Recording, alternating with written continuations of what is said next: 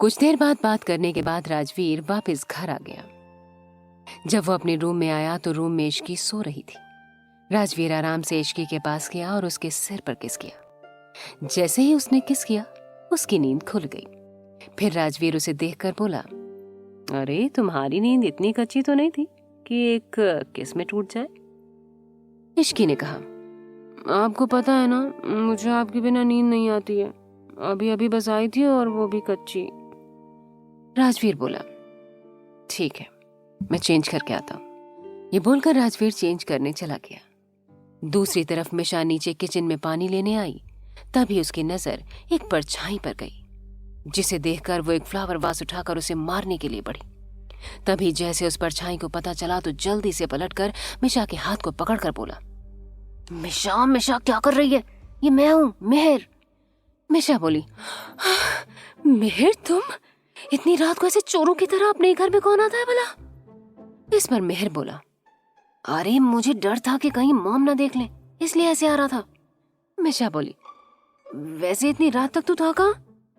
इस पर मेहर अपनी नजरें चुराते हुए बोला, मैं क्लब में था। मिशा ने थोड़ा गुस्सा दिखाते हुए कहा, अच्छा जी, मैं ना देख रही हूँ, कुछ दिन से कुछ तो गड़बड़ चल रही है। आखिर क्या बात है, बता जल्दी। मेहर ने मिशा को रूम में ले जाते हुए कहा, अच्छा ठीक है मेरी माँ, सब बताता हूँ, पहले रूम में चल। अगर यहाँ पर किसी ने देख लिया तो हंगामा हो जाएगा। दोनों मिशा के रूम में आ गए। फिर मिशा और मेहर बेड पर बैठ गए और वो मेहर को घूर कर देखने लगी। मेहर बोला, अरे मुझे घूर कर देखना बंद कर, बात यह है कि आई हैव अ गर्लफ्रेंड। मिशा ने पूछा, तो इसमें छिपाने वाली क्या बात थी? मेहर बोला, मैं छिपा कहाँ रहा था, पहले मैं ही अपनी फीलिंग्स को लेकर श्योर नहीं था, लेकिन अब श्योर हो गया हूँ। बट ये बोलकर मेहर बीच में ही रुक गया। मिशा ने पूछा, बट? मेहर मिशा से बोला, बट वो लड़की मुझसे 5 साल बड़ी है। आई मीन उसकी एज 26 है और मैं 21 का हूँ। मिशा बोली, ग्रेट, मैंने आज तक सिर्फ सुना था कि लड़कों को अपनी से बड़ी एज की लड़की पसंद आती है, और आज देख भी लिया। खैर, अब वो पुराना जमाना तो रहा नहीं जहाँ पर हम सभी को एज से प्रॉब्लम हो। मेहर मिशा के बेड पर लेटते हुए बोला, अरे ये सब तो ठीक है, लेकिन वो जल्द से जल्द मुझसे शादी करना चाहती है।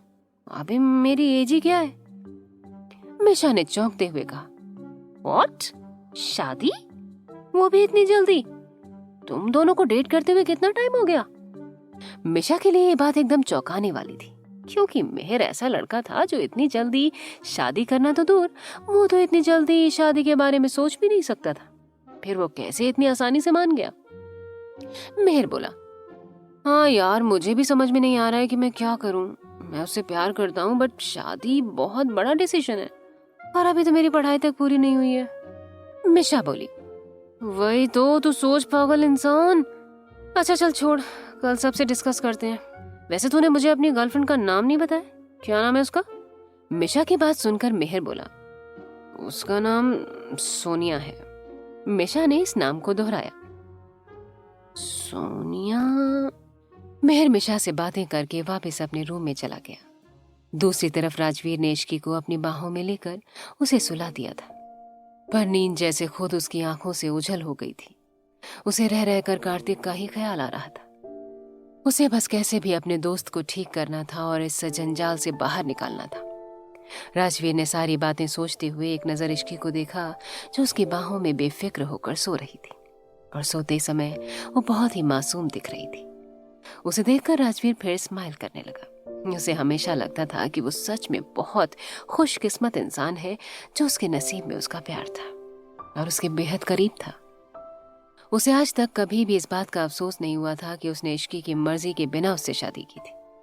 राजवीर ऐसे ही सारी बातों को सोचते हुए नींद के आगोश में चला गया। सुबह का वक्त करीब 8:30 बज रहे थे, लेकिन इश्की तो जैसे उठने का नाम ही नहीं ले रही थी। राजवीर ने बहुत कोशिश की इश्की को उठाने की, लेकिन वो नहीं उठी। वो ये बोलकर बार बार सो रही थी कि वो तो रात को लेट सोई थी, इसलिए अभी नहीं उठेगी। राजवीर के पास अब सिर्फ एक ही ऑप्शन बचता था। उसने इश्की को अपनी गोद में उठाकर बाथटब में डाल दिया। खुद के ऊपर पानी का एहसास होते ही इश्की की आंखें खुल गईं और वो हड़बड़ा कर उठते हुए बोली, भागो, बाढ़ आ गई।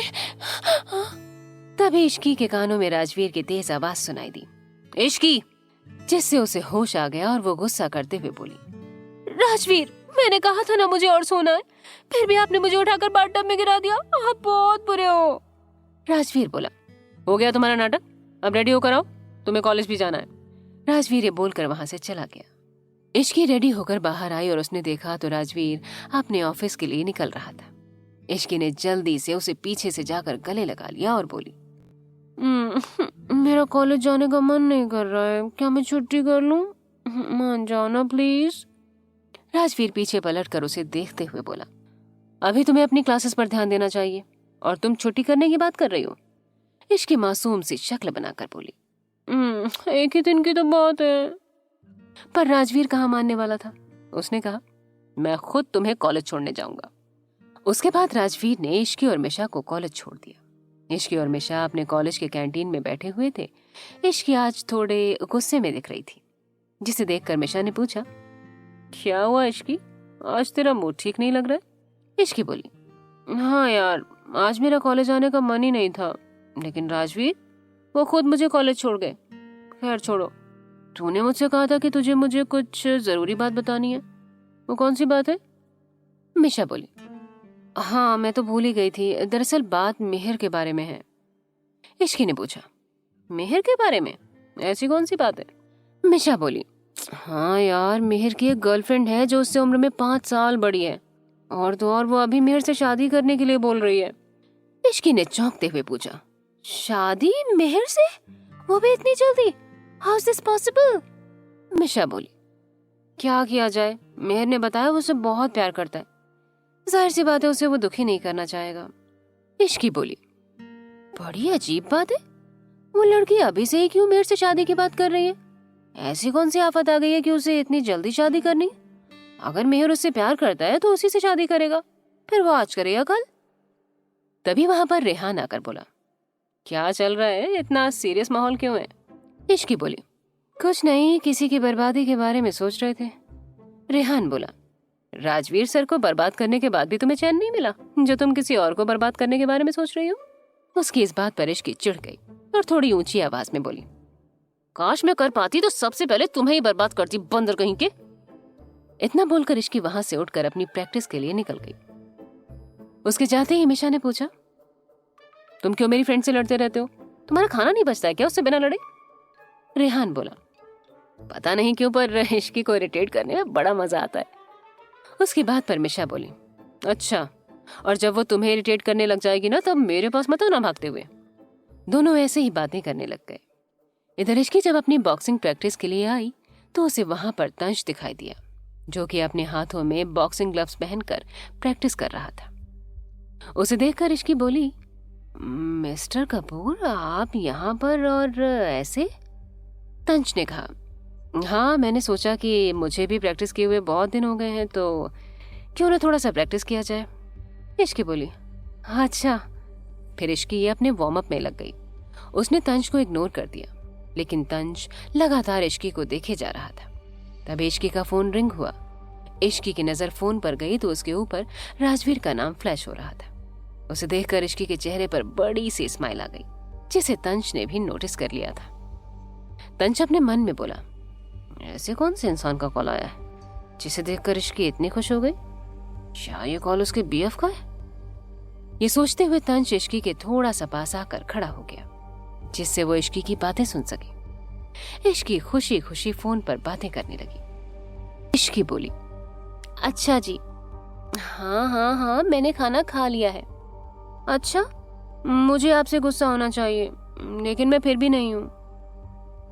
अरे नहीं नहीं नहीं, मैं आपसे भला कैसे गुस्सा हो सकती हूँ? सच्ची, आप मेरे साथ चलेंगे ना? इश्की ऐसे ही फोन पर बातें किए जा रही थी। तंज को उसकी बातों से समझ आ चुका था कि सामने फोन पर उसके बॉयफ्रेंड के सिवा कोई और नहीं हो सकता, और उसे देखकर लग रहा था कि दोनों की लव लाइफ एकदम अच्छी चल रही है। राजवीर ऑफिस में इश्की से बात करने के बाद अपने काम में लग गया और अपने इंपॉर्टेंट मेल्स को चेक करने लगा। राजवीर को पता था कि इश्की उसी सुबह की बात पर नाराज होगी, इसलिए उसे कॉल करके मनाना जरूरी था। तभी राजवीर के कैबिन में समर आकर बोला, सर, कुछ है जो आपको जानना बहुत जरूरी है। राजवीर ने पूछा। क्या? समर बोला, सर वो अभी मेहर को डेट कर रही है और यही नहीं, उसे शादी के लिए फोर्स भी कर रही है। मैंने पता किया, उसका नाम सोनिया है और उसने कई अमीर घर के लड़कों को अपने प्यार के जाल में फंसाकर अपना काम निकलवाया है। कार्तिक सर भी उनमें से एक थे। और अब मेहर। समर ने लाई हुई सारी डिटेल राजवीर को दे दी। जैसे जैसे राजवीर डिटेल्स को पढ़ रहा था, उसका गुस्सा बढ़ता जा रहा था। वो उस लड़की के हाथ अपने बचपन के दोस्त की लाइफ को बर्बाद होते हुए देख चुका था। यहाँ तक कि उसकी वजह से कार्तिक मौत के मुंह तक भी पहुंच गया था। अब ऐसा कुछ राजवीर अपने छोटे भाई के साथ नहीं होने दे सकता था। उसको गुस्सा तो बहुत आ रहा था, लेकिन फिर भी वो खुद को शांत रखने की कोशिश कर रहा था, क्योंकि ये मैटर तो उसे आराम से ही हैंडल करना होगा। राजवीर समर को देखकर बोला, मेहर की कॉलेज की पढ़ाई कैसे चल रही है? समर ने जवाब में कहा, सर वो तो ठीक चल रही है। राजवीर बोला, ठीक है, फिर मेहर को केप टाउन वाला प्रोजेक्ट हैंडल करने के लिए दे दो और उसे 1 मंथ के लिए यहाँ से केप टाउन जाने को कहो। समर को समझ में आ गया था कि राजवीर मेहर को इंडिया से दूर क्यों रखना चाहता था। राजवीर उसके रहते सोनिया का ज्यादा कुछ नहीं कर सकता था, क्योंकि बीच में मेहर के आने के चांस होते। लेकिन अगर अब मेहर यहाँ रहेगा ही नहीं तो राजवीर के लिए सब हैंडल करना आसान हो जाएगा। समर ने वहां से जाकर मेहर को कॉल पर सब बता दिया। दूसरी तरफ मेहर भी अभी कॉलेज में था और ये फोन कॉल उसके लिए जैसे किसी बॉम्ब ब्लास्ट से कम नहीं था। ये सुनकर मेहर थोड़ा उदास हो गया। मिशा जो उसके पास ही बैठी हुई थी, उसे देखकर वो बोला, यार मिशा, भाई मुझे केप टाउन किसी प्रोजेक्ट के लिए भेज रहे हैं, लेकिन अभी तो कॉलेज चल रहा है। मिशा ने पूछा, तो तू क्या करेगा अब? क्या मेहर जान पाएगा सोनिया की हकीकत? राजवीर कैसे बचाएगा मेहर को सोनिया के झूठे प्यार के जाल से?